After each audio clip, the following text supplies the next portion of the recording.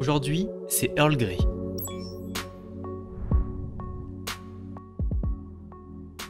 Bonjour et bienvenue dans cette nouvelle vidéo proposée par l'Académie. On va commencer par les choses sérieuses. Il est encore un petit peu chaud. Ça va attendre.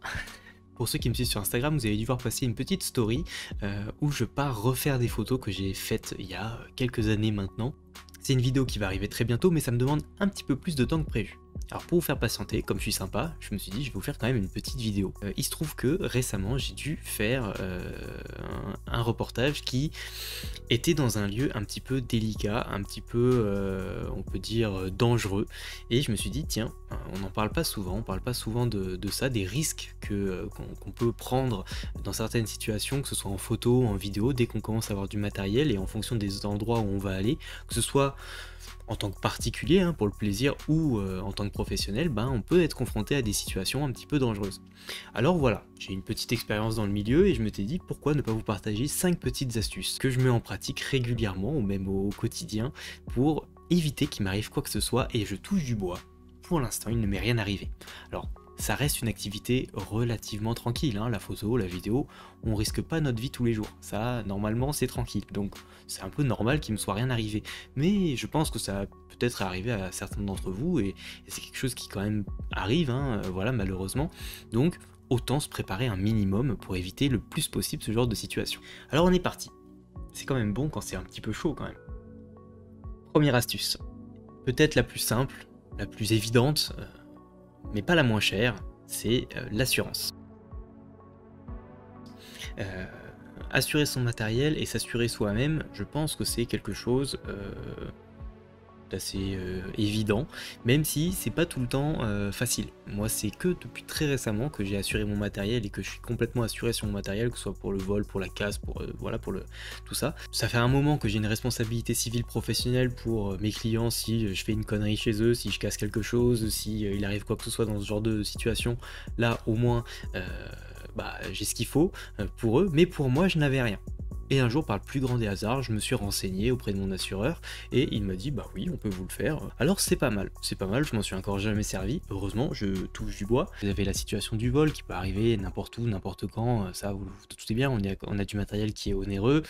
Forcément, ça peut attirer certaines convoitises. Mais il y a aussi la casse, et dans certaines conditions, on peut se retrouver dans des situations un petit peu périlleuses, et le fait de se sentir rassuré, de se dire bon, je peux le tenter, s'il arrive quoi que ce soit, bah voilà, je serai pas tout seul, j'aurai mon assureur derrière qui pourra m'aider. C'est une solution qui apaise un peu l'esprit, on se sent un peu plus serein. Donc au début, pas nécessaire, mais dès que vous commencez à avoir un petit peu de matos, ça peut être pas mal. Tant qu'on paye, on peut trouver des choses, mais en tant que professionnel, je sais que ça existe, en tant que particulier, je sais pas trop. Voilà.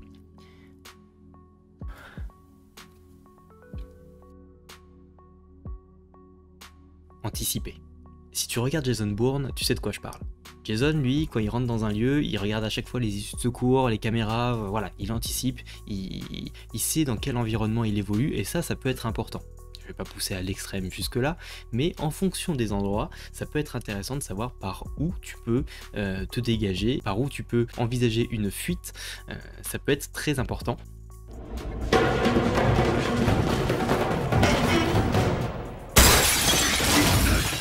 Ça peut être également important pour ton matériel et où est-ce que tu vas placer ton matériel. L'exemple tout simple, c'est les événements publics, une compétition sportive, un concert, voilà, tout ce qui réunit beaucoup de monde.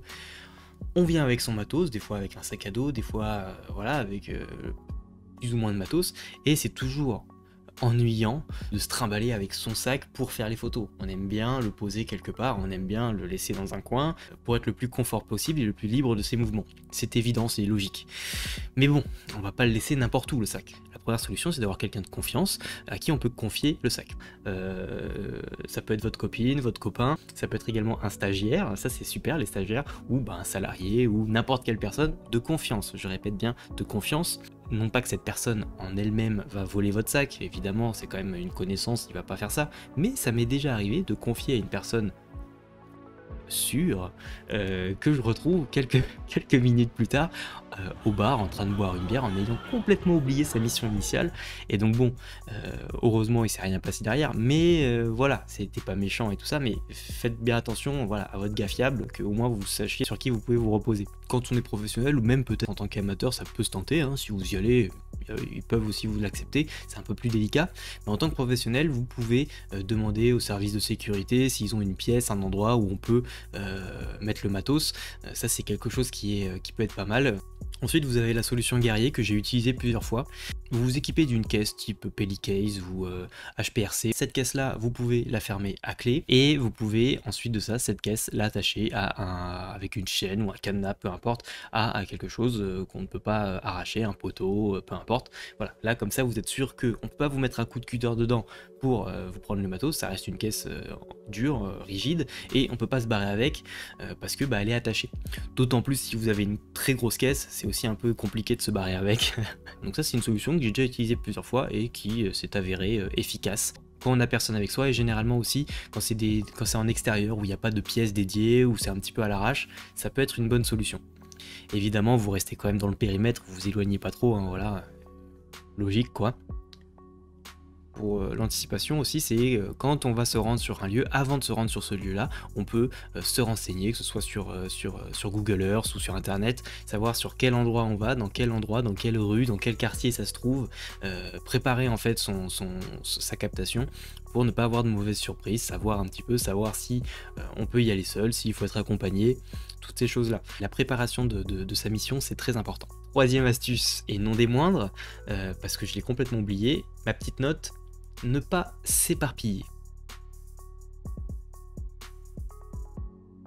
Et ça c'est quelque chose aussi de vital, hein, ne pas s'éparpiller.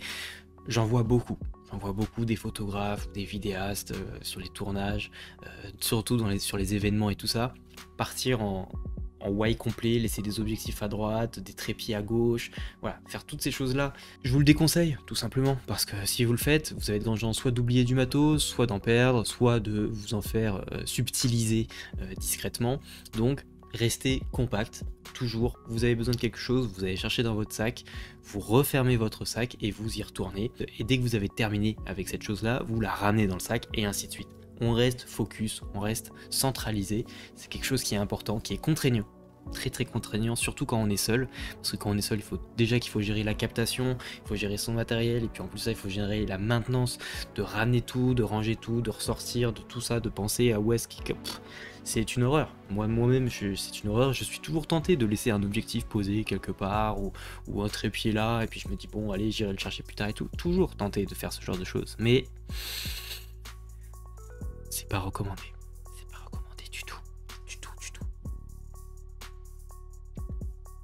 Quand je vous dis de fermer votre sac, c'est pas pour rien. C'est quelque chose qui m'est arrivé, hein, c'est véridique, ça s'est produit. Sur une de mes toutes premières missions professionnelles, il y a quelques années maintenant, je faisais un reportage sur une entreprise de travaux publics spécialisés dans les travaux fluviaux, sur les fleuves, sur les rivières et tout ça. Et ils étaient en train de nettoyer le fond de la rivière. Donc il y a une espèce de grande barque au milieu de la rivière qui fait plein de choses. Et avec une petite barque, on nous emmène, mon collègue et moi, sur la plateforme pour pouvoir filmer. Donc on filme, tout se passe bien, c'est vraiment chouette. Et puis vient le moment où il faut repartir. Et donc moi j'ai filmé entre temps, voilà, et j'ai pris mon matos dans mon sac que j'ai laissé poser. Donc bon, il n'y avait pas de risque particulier, hein, il n'y avait que des employés de l'entreprise. Il y avait même d'ailleurs que des employés vraiment sympas qui voulaient aider et qui voulaient rendre service. Et au moment de partir, je prends mon trépied, je commence à descendre sur la barque pour poser mon trépied sur la petite barque et ensuite remonter pour aller chercher mon sac. Au moment de remonter pour aller chercher mon sac, un employé super sympa me dit « Ne bouge pas, je te passe ton sac ». Le sac n'était pas fermé. Il a pris le sac, il l'a tendu, il s'est ouvert au-dessus de l'eau. Il y a deux objectifs qui sont tombés du sac et un micro qui sont tombés du sac et qui, par chance extraordinaire, sont tombés dans la barque sur une espèce de veste qu'il y avait au fond de la barque, et donc aucun choc, rien du tout. Et pourtant ils sont tombés de bien 1 mètre, peut-être même 2 mètres de haut.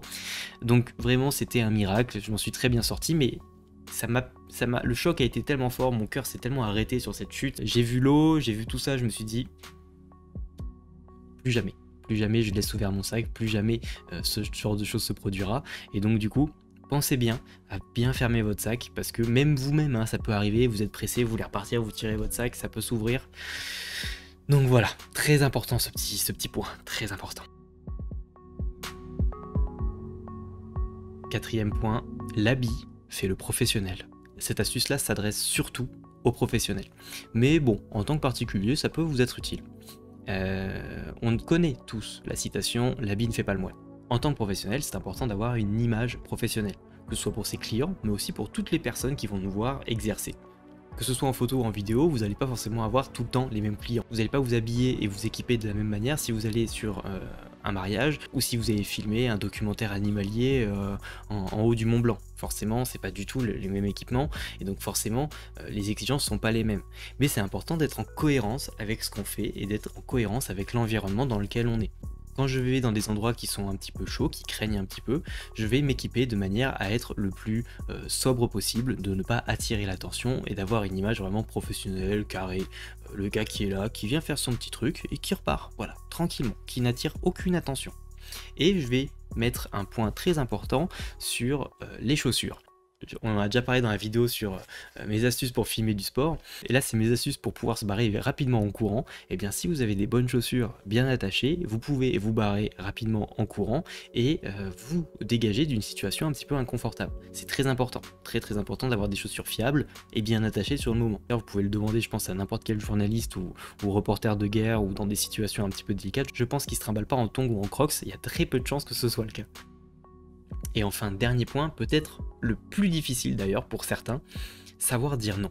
Et oui, dans certains cas, il faut savoir dire non. Il faut savoir peser le pour, peser le contre et être en mesure de se positionner et dire « Les gars, cette fois-ci, je ne serai pas votre homme. Voilà, j'aurais bien aimé, mais le jeu n'en vaut pas la chandelle. » Ça m'est déjà arrivé, et d'ailleurs ça m'est arrivé récemment, j'arrive sur le lieu, je dois faire quelque chose, et l'environnement est trop risqué, et donc je dis, bah écoutez, moi je ne serai pas votre homme sur cette mission-là, vous trouverez quelqu'un d'autre, vous pouvez m'appeler pour les prochaines, il n'y a pas de souci, mais celle-là, ça ne sera pas moi.